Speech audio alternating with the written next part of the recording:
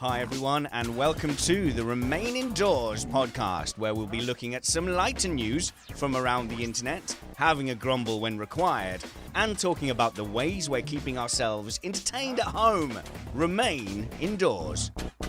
Hi guys, I'm Richard Spanners Ready, your host here for the next 40 minutes or so. Normally we bring you a fine selection of our radio and podcast friends, but 2 Thursdays ago, we had such a nice time, me and Matt doing it together, that we said that every other Thursday, it would just be me and Matt.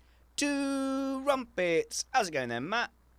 Hilariously, I have no memory of this, but sounds good. Yeah, let's carry on. It was a whole conversation. What I found interesting from podcasting with you, Matt, over the last years, because it's too More many years now. than we care to admit. Yeah, Yeah, it's too enough. many now, is that you never watch any of them back. You never listen back to any of our content. That's right, because I'm at heart, I am a live performer, and I have zero interest in revisiting anything. You know, if we were making an album, then yeah, I would listen back to every track religiously and say, no, the way I said the word "and" in the 17th take of "and this" isn't really, I didn't hear the D enough. Can we go back and do that again for me? But as a live performer, it's one and done. So if we were doing a radio play, you would analyze that. If you were doing an audio book, you would analyze it. Oh yeah, absolutely, to death. But as a live performer, it's like it's all out there. The energy is now, and you get what you get, and you just roll with it. You do the best you can. I need to get into that habit a little bit more. I mean, a little bit less with our F1 podcast, because I've got a bit more faith in that, and also we're the highest powers in that. So I will occasionally sit up late on a Sunday night after our live stream, enjoy a sherry or a tequila in the kitchen. I've got my little kitchen counter spot, which is like my thinking spot. You know, when things are not quite right, when I'm feeling like, oh, I'm not making quite enough progress, I need a battle plan, I'm unsettled, I've got my little spot in the kitchen counter. Now, coincidentally, it is right next to the liquor cabinet, which makes things very convenient. But sometimes I'll sit and listen back to a whole, well, it's only an hour, isn't it, the show, because we always stick to a strict hour. I'll listen to the whole hour of Missed Apex podcast at like 2 a.m, going, oh, we could have done that better, we could have done that better. The worst one, though, is with live radio. I will sit and agonize over every breath, every sentence, the pacing of any funny things I tried to say, and I will torture myself over live broadcast. And I'm still doing that 18 months down the line. I reckon I've listened back to every second of every word I've said on FM radio. Yeah, I mean, I can't say that it's bad. As a musician, recording yourself and listening back is a premier way to make progress on your instrument. It's excellent feedback.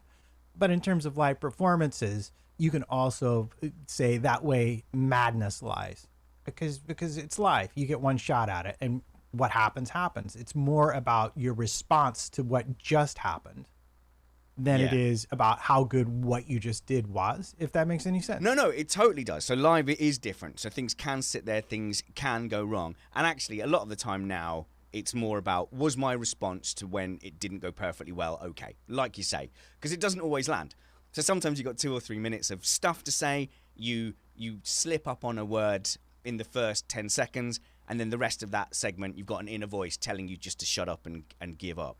But yeah, I don't know. It is getting slightly better. Not quite the torture it used to be. But I've always found that fascinating that you don't listen back.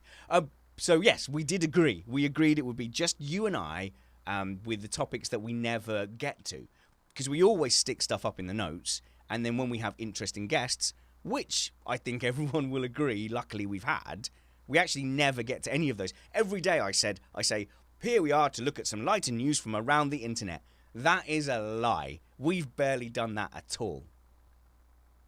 Yeah. Our idea of being any kind of a news show whatsoever was really apparently turned out just to be a premise for us to hang out and talk. Well, you know. We can always fall back. On that. Mike W. says in the chat room, it's a Spanners hour, which is a recognized unit of scientific measurement. Oh, how I wish. They're mocking my claim that Missed Apex is only ever an hour, Matt. Although that is the aim. Hello to the live stream. Right, live stream. Important job for you today. A bit later, we're going to be talking about dad jokes. All right? So if you want to give us your best dad joke. Not now, because I'll miss it. Save it.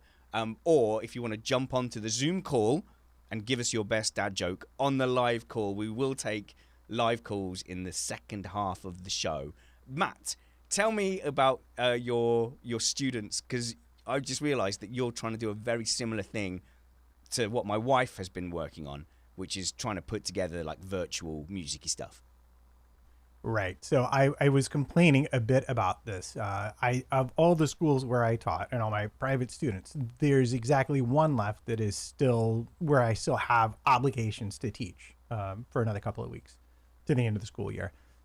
And they announced they were doing a virtual live concert. Now, every year normally with them, we do a live concert, and I take either a song that I know and teach it to them, or, as has happened the last 2 years, the third and fourth graders. The fourth graders, there's been a fourth grader who's written something or made up something, Nerd. and then I take that and I turn that, I build a little head chart. So the third graders get something simple to play, the fourth graders get something to play along with, maybe somebody gets a solo, and it's never all that stressful. Because when we do the actual performance, there's a pro band there. There's a professional piano player, professional bass player who's just a genius professional drummer. So all I got to do is show up the night of, and I can say, oh yeah, this is C minor 145. Could you play along? Oh yeah, sure, no worries. And then I get a professional band playing along with the kids, and they just fart out whatever they fart out, and it's fine. And the parents all love it because their kids are on stage. I'm like, that's so not stressful at all. This year, I don't have a professional band. So as I was saying to you, I wound up having to sit down because this kid came up with a little 8-bar melody. I can't remember. And I had to turn it into a whole song. So I literally spent all of my Tuesday with my composition software, banging out all of those parts to the best of my ability, and then having to put together play along clips for the kids because they have to play along at the right speed or else it's useless. Guides, you can't cut it together. Well, like a guide trumpet or something. Yeah, I mean, like basically, as a musician, you play in a studio. A lot of times they give you what's called a click track. It's just a metronome that goes at a steady speed, so everybody's playing at the right speed the whole time, so that when you line up all the tracks, you get the vertical composition that you want. Well, these are third and fourth graders, so I'm like, so I'm like, you must listen to this when you record, or else I cannot use your sound. So that's not even half of it. That's not even half of it, because once they're done recording it, I'm going to have to take all of their little videos, pull the sound from all of their videos, mix the sound into a soundtrack, and then I'm going to have to edit the videos on top of it. So this is going to be like, there's no way I'm getting paid close to as much as I should be for this project that I'm about to have to do. Mate, honestly, I can fully sympathize. There is a WhatsApp group with you, me, and my wife. I think it was for setting up the karting music. Yeah, I think so. Tell her what it is you're doing, because this is exactly what she's done with her kids. And from age ranges around, it's about 8 to 13 is the age ranges. But I think there's a couple of older girls there as well. And to start with, we were like, right, send us all a video of you singing. So we don't need the click tracks as much. It's not as complicated, but it is just like 20 kids at a time sending in videos singing this song. So at least we've got them singing in time to the music. They're listening to it with headphones and then singing along to it, although somehow still some of them are just bizarrely out of time. And then we put all their faces, unless they're listening, great job, girls, really good effort, well done, just smashed it. And then we put like 20 faces in a video, and that is surprisingly hard to edit. And then, like you say, strip all the audio out and do a master track along with Nicola playing piano. But even stripping out the audio from a video, surprisingly difficult, unless you want to trust an online like virus harbor to come and inject viruses into your computer. So we were using VLC download. It's a media app. Right. But then they go, well, then that only does MP3. It doesn't do WAV. So then you have to learn to do that. So we've had to set up this whole cottage industry around how to do exactly what you're doing. So we can sympathize. And you're right.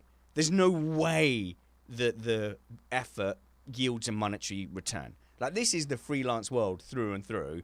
is the hourly rate. There's nowhere near minimum wage to do this. Yeah, It's an incredible amount of work. As a musician, and I laugh at this. I think musicians a lot of times fall in the same category as actors, where everyone sees an actor and they're like, I can't believe you get paid so much to do a job that's that easy. And I'm like, well, okay, let's talk about the fact that I moved to New York at age 20. I went to conservatory and I spent pretty much my entire life, 2 to 4 hours a day practicing when I wasn't doing multiple gigs every day. And how much do I really get paid? If I include my practice time, and all the money that I spent on lessons after I graduate, I make peanuts. Even if I just include my transportation time to and from the gig, I rarely actually get paid a decent amount of money. It just seems like a lot because I just get paid in one chunk instead of gradually spread out over time. As a recent recent convert to freelance work, I definitely have been guilty of going, working from home in your pants most of the time. But you're right. The practice time, the prep time, the effort you have to put in, when you work that all out, there's a lot of benefits to, turning up and clocking in. So it's a lifestyle choice though, Matt. So I'm not going to feel too sympathetic, because you could go down to your local warehouse, you could get a production line job with a pension, minimum wage or above. That you could do that. And so I would argue that, you followed your passions, and you've kind of paid a price. I chose a life of adventure and romance, and I really don't have too many regrets about it, because on the whole, I've been pretty lucky. It'd be brilliant to have loads of money, though, wouldn't it? That's the only missing ingredient. So I'm going to have a slight personal whinge, only because, A, I think some people will sympathise with it. 2, some people will be in the same position. And Zebra, this has just happened.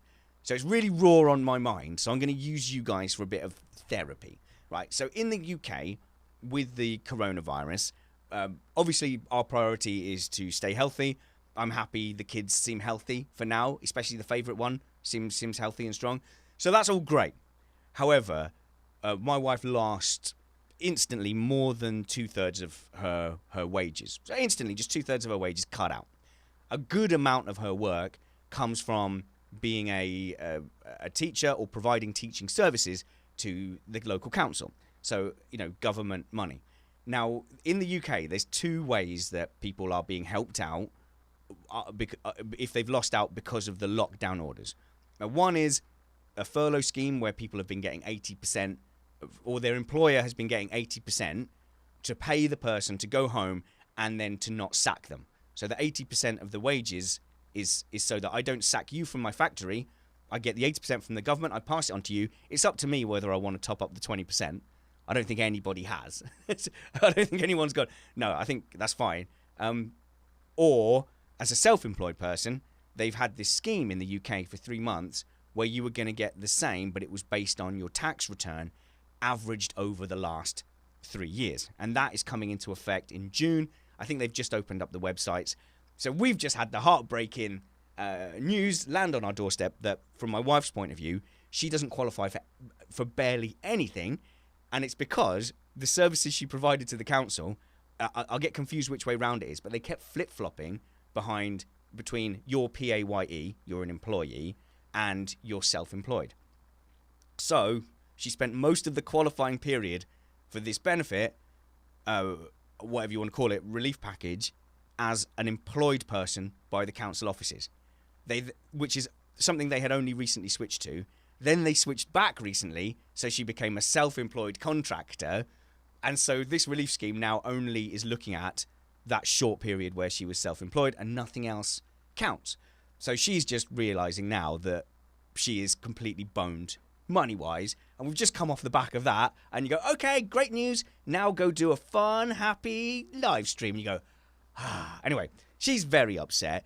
But it's just, we're not bitter, but there were always going to be cracks in a system like that. And wouldn't you know it, universe, we've just fallen right into one. Yeah, well, I have the distinct feeling I'm going to be in the same kind of boat. Over here, they're opening up what's called unemployment insurance for people who are self-employed. But like your wife, I both have regular employment and self-employment. And I honestly don't know how they're going to adjudge Honestly, my application in everything on in that the exact UK, basis. everything in the UK, if you're split between employed and self-employed, they tend to only classify one. So if you're trying to get a mortgage, they won't take your combined income. They pick one and they say, well, we'll base how much we will lend you on one or the other. And the thing is, a lot of musicians are in that position. Yeah. Fortunately, I think, well, even my wife, I think about it, and she was working for the show, and the show pays her as an employee.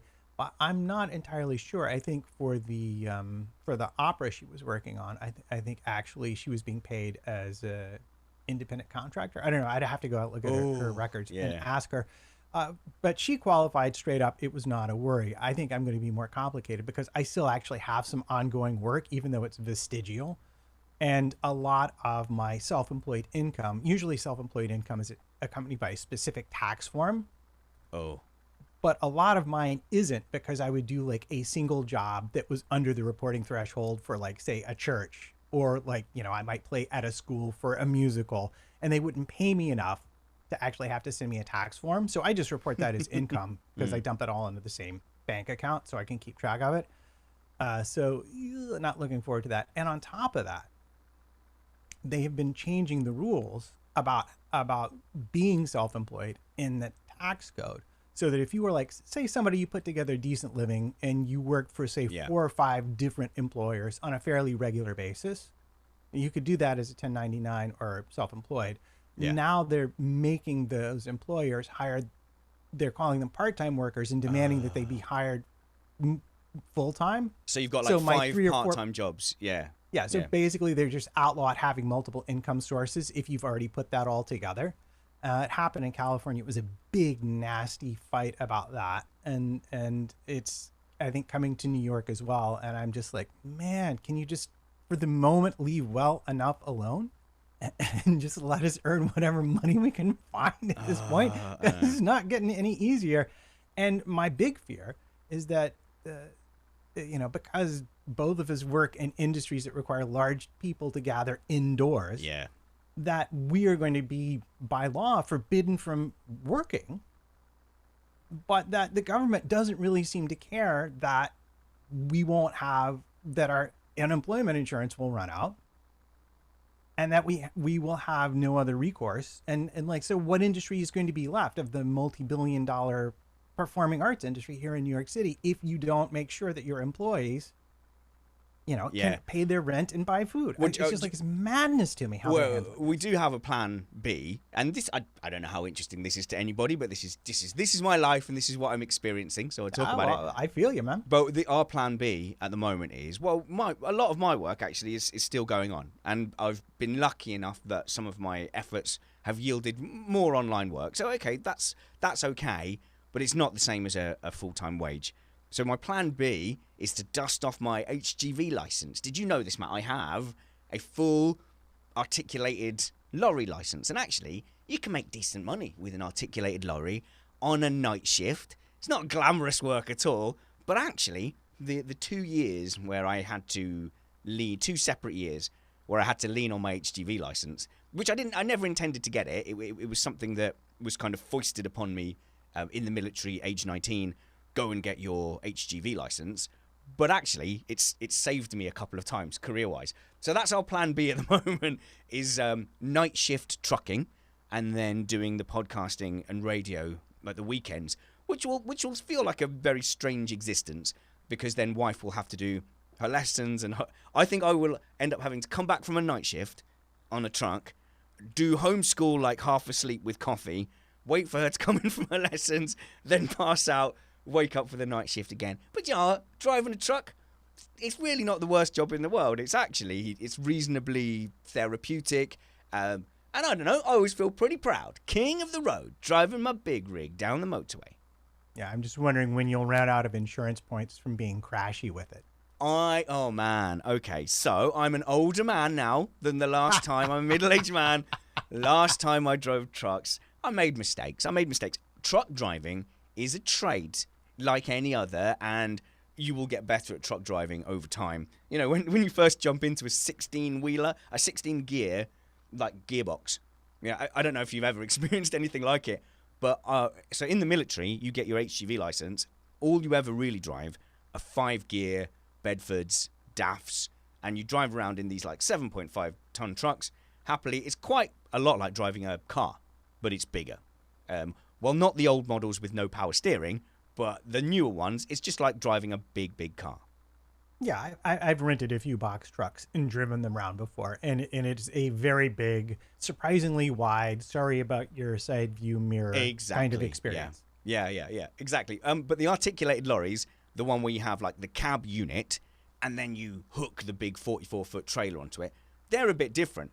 But the thing is, you go to your agency and you say, I've got an HGV license. Can I do some HGV jobs? Yup, no problem. Fill in this test. Do you know what all the signs mean? You know all the laws? Oh, yes, sir, because I've done my licenses and stuff. But then they turn up and you go, climb into that cab. It's already hooked up, mate. Off you go onto the A1 motorway. I remember the first time I got into it, I was like, what the? Okay, first gear, second gear, third gear, fourth gear. I mean, 15 miles an hour, but I'm out of gears. I'm like, what the? I'm out of gears. What's going on here? And I couldn't get up past more than 15 miles an hour. So it turns out I wasn't in first, second, third, and fourth at all. I was in seventh. Sorry, I was in fifth, sixth, seventh, and eighth. And what I needed to do was go up to the next bracket of gears because my truck was empty. So the last person was driving a full truck and needed the real low ratio gears, right? And then, so I'm like, and then there's a button on the gear stick. I'm like, all right, well that's got to do something. And I'm pretty sure I ended up just sitting on the side of the road going, what do I do here? It took me forever to figure it out. I knew it was too far to go, but I just had this mental image of you just pulled over to the shoulder, madly Googling how to drive 18-wheeler, looking at YouTube results. That's so frightening though, isn't it? That is so frightening. You got some 25-year-old, how old was I? I think I was 27. Some 27-year-old ex-squaddy suddenly out in a massive articulated lorry Googling how to drive a truck. But I don't think it was dissimilar to that. So you flip the switch and then you have to go from one neutral over to another neutral. There's two neutrals. And so I figure all this out and I get across. I'm like, oh my God, the switch does something and there's another neutral box. And eventually I get going. And once you go in, you pick the 4 or 5 gears that you're going to drive in. And that's the same until you change your load. Beth Griffith says, when was the last time you drove an HGV? And have you done driver CPC training? Remind me what CPC training is. But the last time I drove an HGV, it wasn't that long ago. Maybe 6-7 years ago, something like that. It might have been nearer 10. It might have been nearer 10, to be fair. So I don't know if there's a case of it expiring or not, and I have to do something to refresh it. But very funny memories. Like you said, wiping out someone's wing mirror. With an HGV, the bit of the trailer behind the very last wheels swings out of the back. So if I'm turning right, it swings out to the left.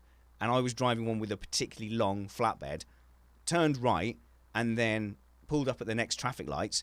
This older gentleman pulled up very politely and says, I think, I'm sorry to bother you. I think you might have scraped my car. And I went, oh no. Oh my gosh, I'm so sorry. I jumped out, Matt. I went to look at his car, and it was like a brand new economy car, but brand new. And I hadn't just scraped his paintwork. I'd gone in about 6 inches into his door and scraped that along for about 30 centimeters. So for about a foot, I'd scraped through and left this massive gouge in his car. And I'm like, yep. The paint matches. So his paint was on the corner of the lorry. It was like an open and shut case. And I went, you're being so polite about this. Oh my God, I'm so sorry. But yeah, I totally wrecked his car. Oh, that hurts. That hurts. But it's hard. It is a challenge. Like I see the guys driving around New York. I'm like, man, that is definitely a job I would not want under the worst of circumstances. Trying to go around these turns, the car's parked on the Well, it'll be easier now because there's sat-nav. I found the most stressful thing was actually getting to your locations. And Beth is going to send me some info on how I can get back up to speed. Yeah, I'm sure there's lots of hoops so I'll have to jump through. But my license is valid anyway, so that'll be the important thing. Yeah, I'm an older man now. I think I'll be more sensible. They've got sat-nav. You do get used to them not following you round a roundabout. You do get used to checking bridge heights, although I learned a few painful lessons from that as well. But there we go. That's our plan B. But the reason I brought that up was two things coincided. It's Tree Faces, it's my son Oscar's 10th birthday on Saturday, and he's going to have his 10th birthday under lockdown. Can't see any of his friends, unfortunately. So we've been doing everything we can to just make it a good enough, experience. And he's not complaining. He's completely fine. But normally, a kid's birthday, you'd take them to do an activity. Take him and his friends rock climbing. It's going to be, a couple of £100 to do a birthday thing and have a birthday party. So that's not unreasonable. So the case I was making to my wife is, well, there's a bit of a checkbook there for him to do things that will make him enjoy himself. And he had requested a takeaway pizza. So we've not had any takeaway since the lockdown. A little bit worried about, obviously, the spread of viruses and stuff, but they're all open, and we've decided the risk is minimal, and we had sort of gone, it was a strong maybe. But then I brought it up just as she'd filled out the form online about the tax and realised we weren't going to get any money. And she suddenly starts saying, no, we can't do it. It's a waste of money. It's a waste of spend. I'm like, oh, look, he can't see his friends. He can't have a party. He's turning 10, which is a pretty big deal. Yeah, double digits. Now, I have to admit, I'm on your side. Sometimes you just got to say, we'll have rice and beans for a week and buy the pizza. Lauren Thomas, girlrunninglate.com. She's just put in the chat room, I'll be more sensible, says the man who invented the touch my face game. Check out my Instagram, Spanner's Ready. Yes, I have a game with my kids called Touch My Face, where I arm myself with, I have several lines of defense. I start off with cushions, and then I have like a big monster cushions next to me for the second wave. And I say 3, 2, 1, touch my face, at which point my two children will charge at me. The first person to touch my face gets a point. I always lose, but it's a point of pride that I want to fend them off as long as possible. And I am like, the first wave comes in, I swipe. There is more fist than cushion in the blow. The cushion is barely protecting them at all. And I just whack them across the face. And because it's a game, they're like, it's really funny. But like, I am just cathartically battering my children. I'm happy to admit that, man. Yeah. Well, in life, sometimes you just need these safe ways to relieve interfamilial stress, or intrafamilial stress, I should correct But then myself. it gets all gone. I was going to say, I have lost out. I used to have this game because we have a chair and a couch, and I wound up sitting closest. The child and I wind up sitting on the couch, and for years it's been fun for me because I've been larger and stronger, that I can just like sort of, when I'm bored, I'll just like edge over, or I'll move her, or I'll put things on her side, and she will get angry. But she's now gotten big enough and strong enough that she can simply put her legs on me and push, and I can no longer, like with my lateral muscles, I can no longer outpower her quadriceps. It's like not gonna happen, and it's very frustrating because I'm sort of running out of ways to play that game. Yeah, I know. I dread it because now they're bigger. They do like full on like Ninja Warrior stuff. So yes, they'll survive the first wave of cushion attacks. Then one of them will like go up the wall or like up this back of the, and I'll get attacked from behind and in the front, and like and they don't just like, delicately tap my face to score a point. They are coming in with like big haymakers, swiping in, desperately trying to scratch and claw at my face. But I should have made it touch my shoulder. That would have been a less painful version of the game. But no, in this game, it involves me getting hit in the face about 30 times in a row. Yeah, no, I predict this game will pass into family lore along with either a broken nose, missing tooth, or a trip to the hospital because of a scratched cornea. Yeah, no, that is very possible. Well, on one of the occasions, Oscar fell into a plant, and it was one of, I don't know.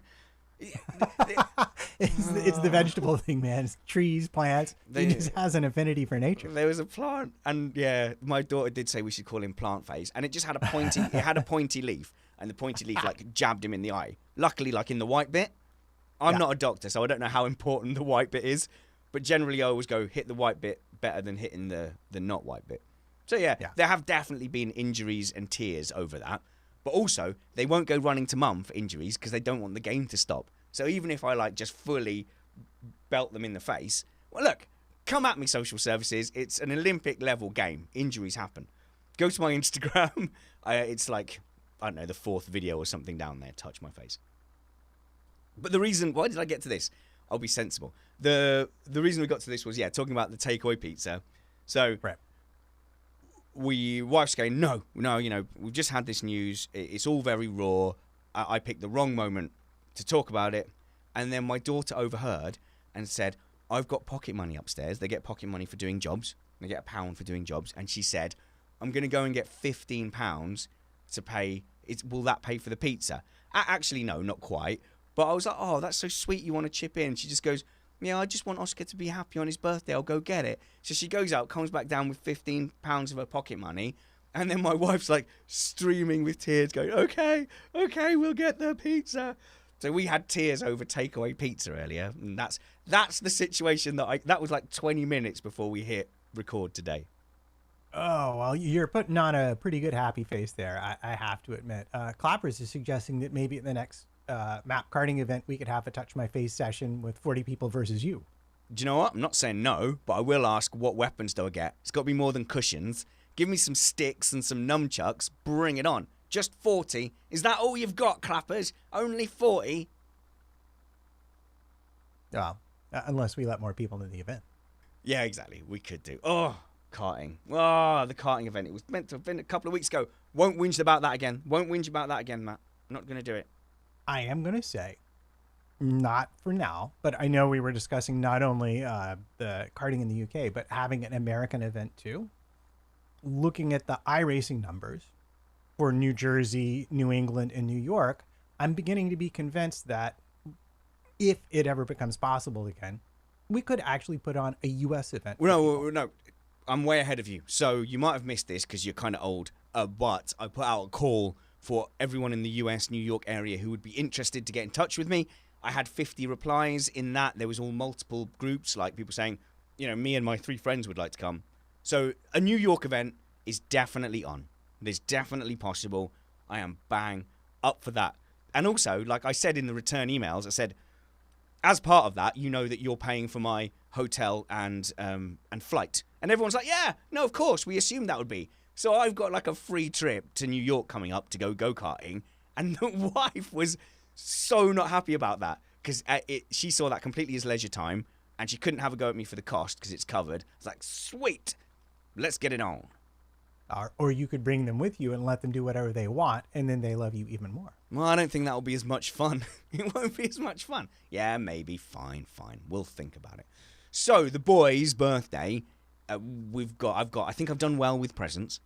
He specifically wants this game his friend has called Raggedy something. Oh, I've gone. Oh, Sackboy. The character is called Sackboy. Someone here will know. But to play with his friend, it has to be on PS3 or something. So his main present is a second-hand PS3. Cheap and cheerful. Brilliant. Got a bundle with like 12 games. So he's going to be delighted with that. Happy days. To solve the party side of things, what we've got all afternoon is, and I hope he's not listening to this, is a Zoom call open with his friends. So that'll be on the big TV. And then we've got a Minecraft session that all his friends will join as well.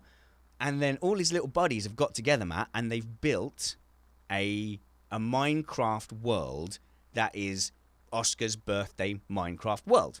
So they all got together and they built this room where they can have a party.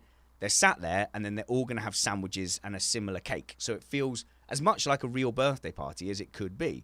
However, and I don't understand Minecraft at all, maybe someone in the chat room can explain this, one of the kids has gone rogue and he was left in the Minecraft world on his own and he has released bees. And that is the WhatsApp message I got yesterday. In fact, I'll find it. Such and such a kid has released bees.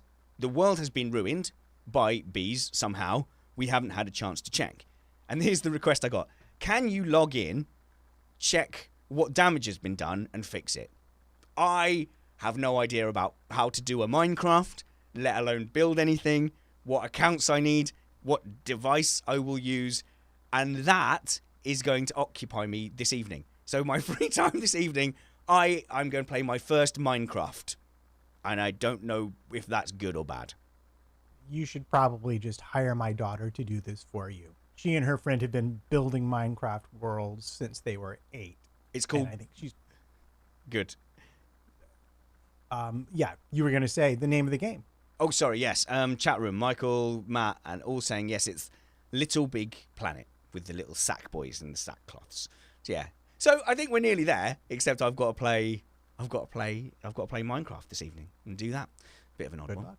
I've got no idea what to do. It's a pretty big learning curve, so yeah, good luck. Well, I tell you what, we've got loads here that we're not going to get to. Let's go to dad jokes. Right, chat room. I am going to put the link to the live chat. We got carried away. That was only the little intros. At the beginning of the show, we put little intro topics in, and now it's gone to 36 minutes. So what I'm going to do is I'm going to put the Zoom invite into the live chat, and I'm going to tell you about my recent dad joke experience. You can tell when I'm trying to do two things at the same time, because I start going, right. So dad jokes, Matt. Absolutely. Yes. You know when you land a zinger dad joke, it's like the most satisfying thing. Yes, it's like well, actually, you know what? I probably shouldn't employ that analogy online, but Fair yeah, enough. it is definitely it lingers in family memory, the good ones. So the recent one was they were doing their homework and I'm working. So if I can work around the same table that they're doing their schoolwork at, I will do it because, you know, it's family time. It's so precious. You know, I can look up, talk to them. I can answer questions. If I can't do that, I'll come to the shed. But they were doing onomatopoeias. Do you know what an onomatopoeia is, right? So they were doing onomatopoeias in English. And I looked at my wife and I just went, shh, like at her, right? And then she was like, and I waited for her face to change and look annoyed. I'm like, shh is a good onomatopoeia. And then when that landed on her face and the kid's face, obviously they all laughed, but my wife was upset that I had landed that. I mean, that's a huge score point. Come on.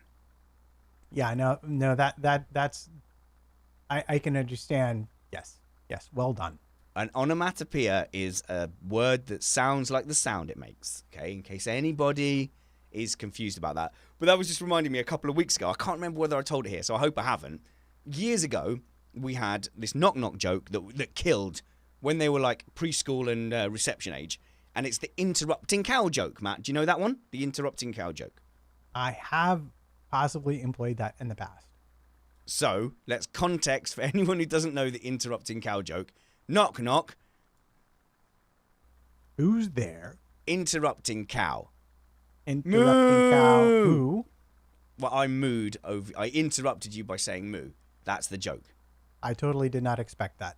You did expect it. It's the classic dad joke. But we haven't told that joke for like 3 or 4 years in the house at all. So, for some reason, it popped into my head when my daughter was talking. She'd made her point, but then, frankly, Vivi was then waffling. So, just as she got to the end of her waffly point, I just all of a sudden just went, moo! She looked at me like, what? I went, interrupting cow. And the memories flashed back and they ended up falling about laughing. But the thing with dad jokes is they are quickly running out. So dad jokes are the jokes that you all used to collectively enjoy when you were little. You know, when they were little and you're all kind of having fun, getting used to humor.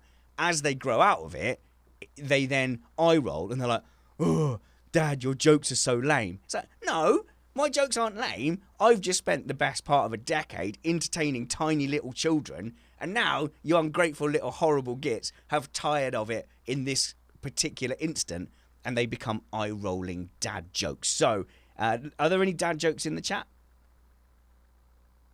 Oh, come on, I've not seen any pop up yet. But, you know, what I will tell you is your children grow older, the sophistication of your dadness must grow with them. For example, my daughter posed the interesting question about, well, I don't even know if you call it dad jokes anymore. It's just like purposefully misinterpreting what they say to annoy them greatly. Oh, but she asked me a question. Here's a good example. Xbox. I guess that would be when they ask, can I play on Xbox? And then you go and get a box of eggs. That's a classic. That kind of thing. I've Yeah, you deliberately can, but it'll be messy. misunderstood. You'll have to clean up afterwards once the broken shells and yolks are everywhere. Yeah, yeah, like that kind of stuff. But she asked me about even. She's like, well, they're even numbers. She goes, what do you think the even letters are? And now, naturally, I immediately took this to be letters that were symmetrical. I was like, well, O, T, quite frankly, M. Oh. And she's like, no, that's not what I meant at all. And then I proceeded to have a 40-minute argument with her about why I was correct and she was not. It was just hysterical fun. She got so irritated. There we go. No one's brave enough yet to call in with their dad joke, but Grant has said, here's one. Dad, can you buy me plimsolls for Jim? No, let Jim buy his own plimsolls. And then John, why do bananas wear sunscreen? Because they peel. I love that. They're great. Dad jokes are brilliant. Dad jokes are absolutely brilliant. And Eric with a classic, where did Napoleon keep his armies? In his sleeveys. I like that. That's good for the little ones. Guys, I'm going to claim I invented all these jokes when I say them to my kids later. And here's Lauren. What's the difference between a rabbit lifting weights and a rabbit with a flower stuck up its nose? One is a fit bunny and the other one's a bit funny. There we go. Yeah. Brilliant. There we go. See, you're Well ready. done. You're ready for kids, Lauren, with humour like that. Okay, good. Well, we're not getting any brave people coming on to tell us dad jokes, Matt. Where do you want to go? Where do you want to finish off the show? Shall I ask you some more personal questions, or should we go to one of the topics we never get to? Well, I think we should go to my appropriation of your phrase that certain people Yeah, I've got one as well. So go on. Yeah, go are on. offended by, Yep. which is not that children are the worst, but cats are the worst. Okay. So just to set the record straight, children are the worst. I love them, but they're terrible. It was a bad decision. If I had 2 lives, I would only have kids in one of those lives. I've told my kids that. They cried a little at first, but now they're used to it. Last night at 2:38 a.m., one of our cats, a much beloved member of this family formerly, elected to hoik up a vomity hairball from atop the wardrobe down onto my dresser, into my knick-knack box, and onto the floor. And you might be saying, well, cats. And I'm like, yes, that was a good positive 20 minutes worth of cleaning up. Oh, yes. That you did not expect as well. Yes. And then at 5 o'clock, the other cat decided it was time for early breakfast, which is usually 5:30 or 6, but whatever, in for a penny, in for like several cats worth of irritation. And then she came back at 6 o'clock and decided she was bored and needed to play with me.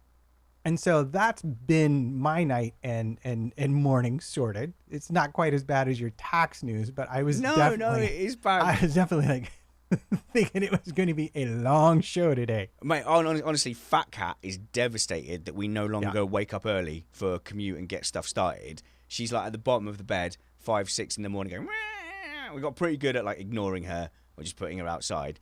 But by the time we do get up, the look on her face, I swear, she's like about blinking time. Yeah. I don't know if you've seen the cartoon. It was, I think I saw it on Twitter. It was a dog and a family, and the dog's like, I knew you'd finally come to your senses one day and quit your jobs and come home because you love me so much. And it's the cat, and the cat's like, I knew you all were losers and would eventually get fired. Yeah. I'm like genuinely worried about our cat missing us when we're all going to be out of the house and stuff. Because I think one of the cats that doesn't care is a Roma. Comes back when it wants cuddles and cake. But yeah, Fat Cat as well has been like going, you feed me. Okay, you human, thank you for feeding me. Right, now other human, you are yet to provide me sustenance. Now it is your turn. So yeah, it's been strange for the pets as well. Yeah, it has been. I think mostly our cats have enjoyed having us around, but then it makes when we go out even worse. Because they're no longer used to us going away for a chunk of the day and then coming back. Oh, it's okay. The other cat follows us when we go on walks. So we go and walk our cat. So there you go. Problem solved, Matt. Walk your cat. I owe you an apology for ignoring your advice on a TV program. Okay. Upload. Oh, did you watch? I've watched the first 25 minutes, instantly realised that it's a couples program. Because now we finished Westworld, we've been looking for a new program to watch together. Future Man's fine, but it's kind of like garbage. it doesn't really matter what happens. It's just funny. I think you could probably watch them in any order. It's fine. But this Upload is absolutely brilliant. You told me about it, and because I generally don't trust your taste, I was like, it does sound interesting, but I don't like things where they move consciousness around, so I'm probably going to pick holes in it straight away. It's going to be annoying. Then I heard it on one of my favorite podcasts. They recommended it, and I was like, oh yeah, that's the one. That's the one that someone told me to watch. Can't remember who. And it's only when I saw it in the show notes this morning, and I went, oh yeah, okay, I'll check it out. So 20 minutes. Instantly realised it's one that me and Nicola are going to watch together. Really, really good. It addresses something I hate about these programs, these sci-fi programs. They chicken out of the world-building element of it. This doesn't do that at all. They've set this whole future world that they live in, quickly established what technologies exist, the state of AI, the state of like electronics and virtual reality, and then they somehow managed to do that whilst also delivering the story straight away. So within 25 minutes, I know exactly where I am. I'm invested in all the characters, and it's brilliant. Like, tell me, I don't know how far into it you are. It's Upload on Amazon. We've seen the whole thing. So. You've seen the whole thing. So it pays off. It's as good as I'm thinking it is from the first 20 minutes. It's going to get even better. And there's a lot of, without giving anything specific away, a lot of really great stuff about the realities of a situation like that versus the way the tech world sells you how brilliant, like you remember, you're like, oh, I'm going to buy this phone. And then you buy the phone, and then you immediately have 90 things that are slightly harder to do than you anticipated based on the TV commercial that you saw. Yeah, there's a lot of stuff like this. But the best part is, do you know that the hotel where the Upload is set, okay, well, tell me that, and then I'll set the scene for a little bit for the chat. Right. They show you the advertisement, and they show the beautiful hotel with the lake. Okay, that is Mohonk Mountain House, and it's outside of New Paltz, New York, and we've actually been there. And later on, there'll be a big warehouse that you see. That's in Red Hook, and that's the backside of Fairways where we go shopping sometimes. So it's also been super fun for us because we recognize both those locales. Okay, so let's set the scene a little bit for this Upload, right? There's a lad whose name hasn't registered in my thing yet. He is a coder. He's developing a free version of what some big corporations have been offering, which is a service that, as you're dying, as you're about to die, your brain gets uploaded into a matrix, into like a VR world, and then your body is stored. So if they find a cure, they can put your consciousness back in your body, or you can live for as long as your money, I guess, lasts and holds up in this virtual retirement world, which is all very nice. It's luxurious. You have people there to help you. So it's a mix between The Good Place and Westworld, and it's all kind of come together. It's got a nice light tone as well. I was like, oh, good. It's not going to take it too seriously. But it went to the bother of having good future tech. So everyone's phones are kind of little holograms that open in their hands. Of course, everything's wireless, and the transit system is fully AI. So autonomous cars. So straight away, you've got the guy on this autonomous highway. He's done a hack for it, and it's just brilliant. Like it's all in. And straight away, within the first 10 minutes, somebody's having special couple time in the car, which is definitely what would happen. The second we have automatic cars, the tinted window industry buy shares in tinted windows. Yeah, because what else are you going to do on that 4 or 5 hour journey? Yeah, no, I love that. So like, I'm already in this future world, but the thing that put me off was we've watched Picard recently, and the way they dealt with consciousness transfer there says to me that, well, Picard died, and they took a copy of his brain and they put it in this other machine. See, I'm really fussy about this when it comes to sci-fi, and it takes a long time for me to forgive it. If I make a copy of your brain and put it in a robot, that robot isn't you. That is a robot with a copy of your brain, if that makes sense, because there's no continuity of consciousness. So in real life, I know the way I'm going to live forever as a robot is I'm going to have to slowly augment my brain with hardware, and then let my consciousness interact with that hardware, and then over time, my continuity of consciousness will be in a brain that is fully hardware or just like strapped to my head. Then I can let the fleshy part of my brain die, and I exist as the robot thing, which I can then put on a giant kind of just xenomorph style body and be like a robot god. Okay, so that's my plan for the next 50 years. Ambitious, I know, but you've got to be ambitious. You do, although that will ruin your karting times, the extra weight. Yes, that's true. Yeah, well, no, because for karting, I just remove the brain bit and I put that in a go-kart, and I've got a little robot driver. Yes, so you're going to like the Westworld Pearls kind of. Yeah, exactly. Okay. Pearl, but it takes time to go to the Pearl. You can't just do a data transfer one to the other, because then all you've got is a copy. I'm reasonably happy with how they've done it in this series, because you never exist in two things at the same time. So without ruining, they've done a reasonable job of making it. They've given me enough of a reasonable mechanic that I can park it at the door, and the person who gets uploaded to the retirement place is genuinely that person. But a lot of times they have the people existing in two separate things. So if they make a copy, even as that person's dying, you have a situation where you have two of those consciousnesses, and that always breaks it for me. Anyway, sorry. But Martin Dooley says, wow, an augmented brain discussion. I wouldn't have believed it if I hadn't heard it. These, Matt, both you and I are real. We're not scientists in any way, shape, or form, but we are fans of science and we are fans of AI. So AI, robotics, all that kind of stuff. So when we have Dr. Holding on or experts on, we fanboy over it. We are enthusiastic science fans without any knowledge. No, 100%. My dad was an actual scientist. Ooh. That was his career. So I do come from that. And my mom, actually, believe it or not, was a computer scientist back in the late 60s and early 70s. Punch and card. actually for quite some time. And she switched careers, I guess, in the 80s. But she was like, I grew up with like punch cards and the room-sized computers and going to the lab. And, I even, like I was 18, I even went and did field work with my dad.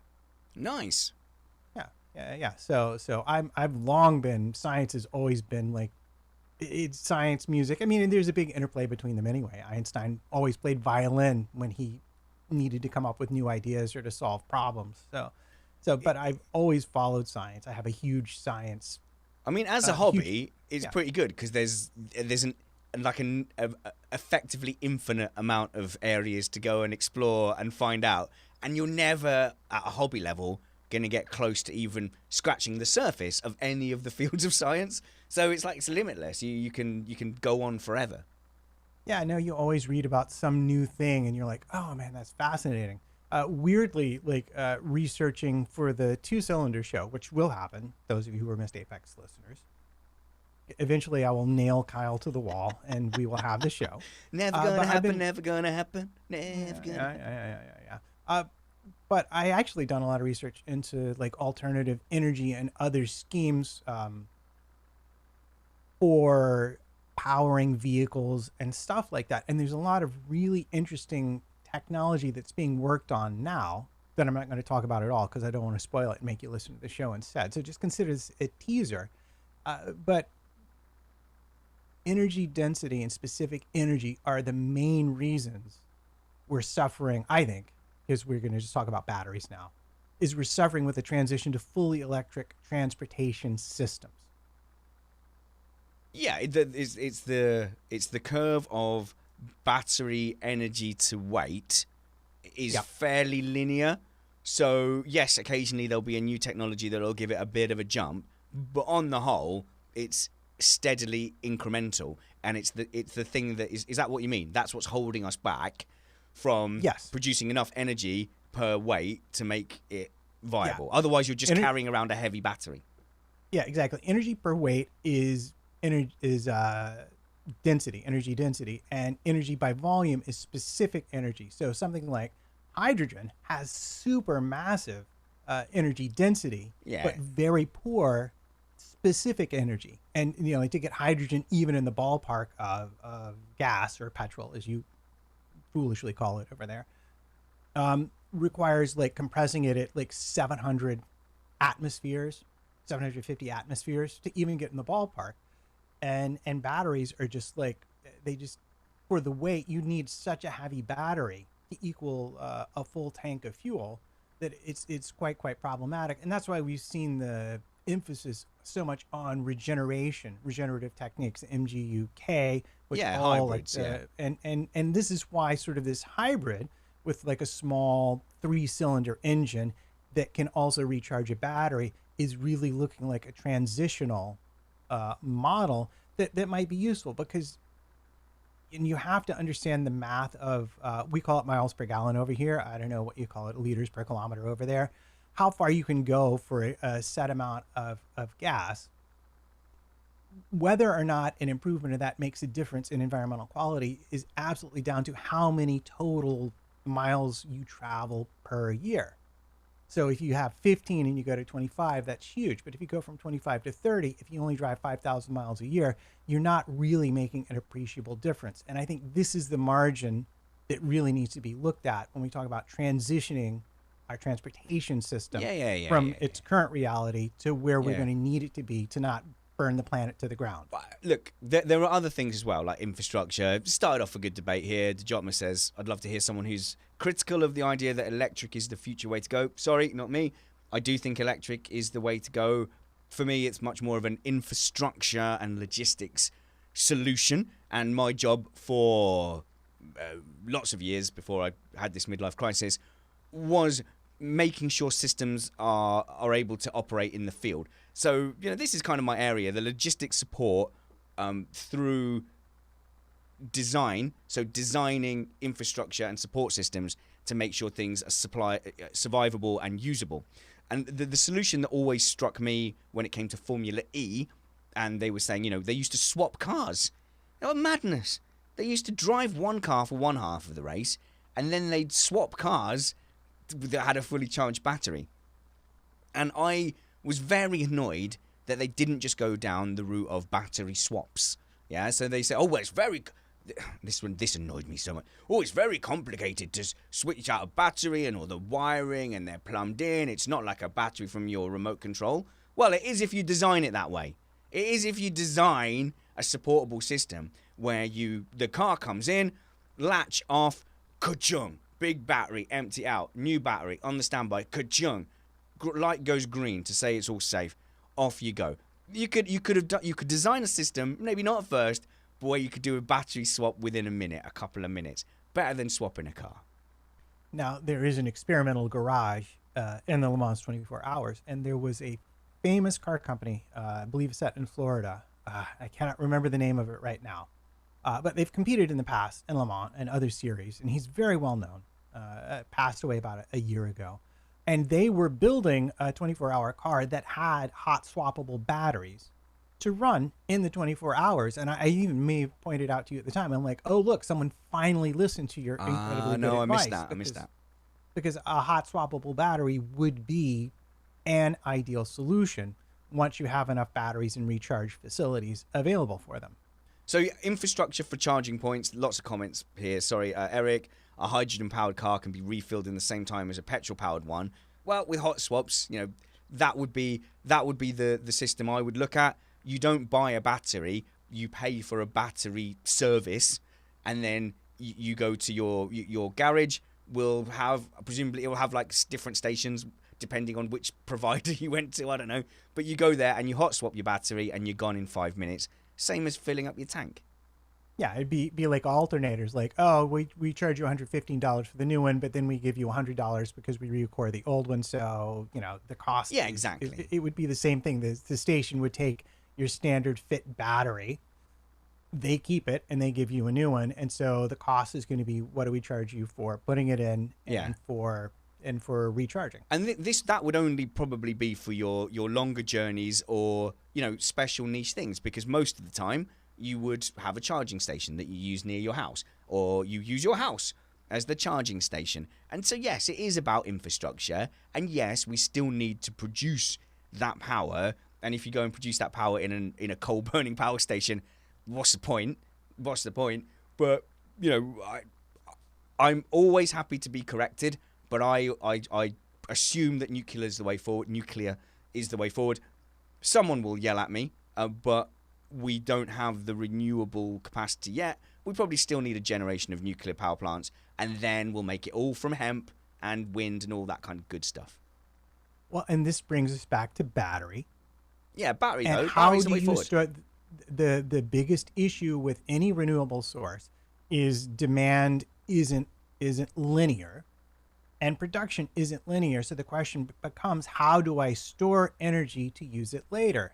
We usually use batteries, but the question is, are there better ways to store energy that are more efficient and can allow us to achieve economies of scale that we could run an entire grid from?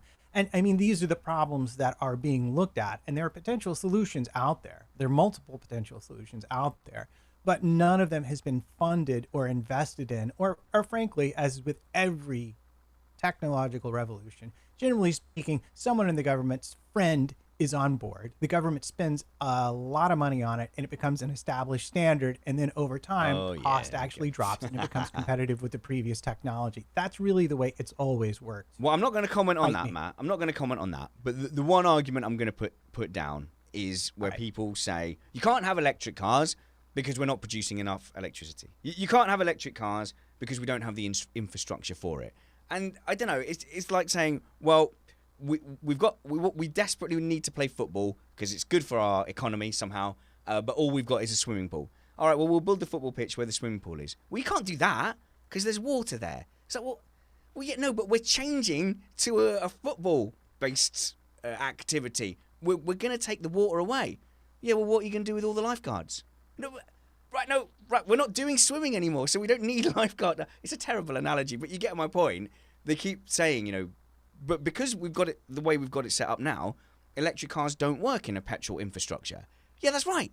But we need to get rid of the petrol. We need to do both. We need to change that. Yeah, we need to transition. And that's where all of these interesting technologies are focused, is the transition between our current transportation economy and a transportation economy that is both sustainable in terms of the planet, and also sustainable in terms of what people expect to be able to do based on their current lives. And that's really the part of the needle that's most difficult to thread. It would be pretty easy if everyone said, oh, you know what, we're going to give up long trips, we'll take the bus everywhere, and I don't need a car. Well, then, we've more or less solved the problem, a big chunk of the problem right at that point. But people have gotten very used to having personal mobility that they control. One of the best things I have found in Brooklyn is, they have like rideshare services. They have like a Zipcar where you can just get a car when you need a car. Like they own the car, you just pay a yearly fee, and then you pay by the hour, by the mile, or whatever it is for when if you only occasionally need cars. It's great for city centers. Yeah, I bet. Not as good if you're going on a longer drive. But they also have like these little electric mopeds, like Vespas. And these things are super cool for personal mobility, especially in centers, because the batteries are not only rechargeable, but you can just simply pull them out of the vehicle, take them up to your house, and charge them inside. So I see a blend like that. Yeah, no, I think that's good. But there are a lot of engineering solutions out there, and I think people are quite dismissive. What you forget is, once you make the decision to go a certain way, then all future infrastructure decisions are based around that. Anyway, we're not experts. We don't have... This started off from us just saying, we're science and engineering enthusiasts. I've got an electronics background. So that's my background. And then the rest of my career was solving problems around those designs. I'd have very clever people. They would come up with a design that works. And I would be like, but dude, that won't work in 10 years. That will be obsolete. That won't survive. The user doesn't use it like you think they're using it. So anyway, that's why I end up going down these rat holes and tunnels. But I am not an expert on engineering. I'm not an expert on power stuff. Always willing to learn. And I think that's something me and Matt share. But we've gone on for an hour now, Matt. So I think we should stop that there. This is what happens when it's just you and me. The plan goes out the window. Out the window. At Matt PT 55 on Twitter. If you want to follow, you've got a Matt Trumpets Facebook page as well.